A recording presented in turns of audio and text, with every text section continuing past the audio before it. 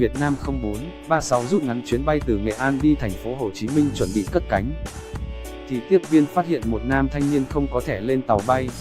Ngày mùng 4 tháng 3, ông Trần Hoài Phương, Giám đốc Cảng vụ Hàng không miền Bắc cho biết, đơn vị vừa ra quyết định xử phạt 4 nhân viên an ninh sân bay Vinh số tiền 10 triệu đồng mỗi người, đồng thời rút giấy phép hành nghề 2 tháng.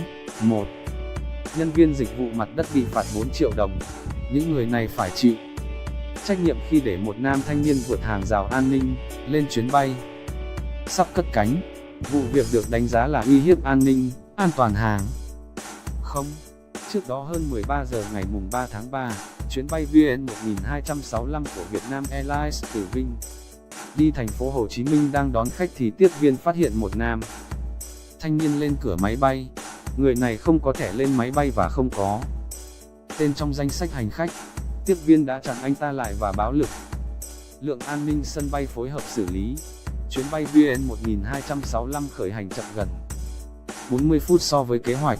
Ngay trong ngày, Cục Hàng không thành lập tổ điều tra vụ việc.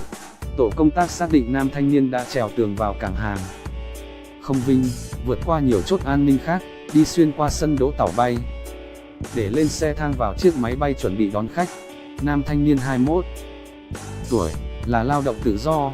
Gia đình nam thanh niên sau đó đến sân bay xuất trình bệnh án thể hiện người này đang điều trị tâm thần nên cơ quan chức năng thả về, không truy cứu trách nhiệm.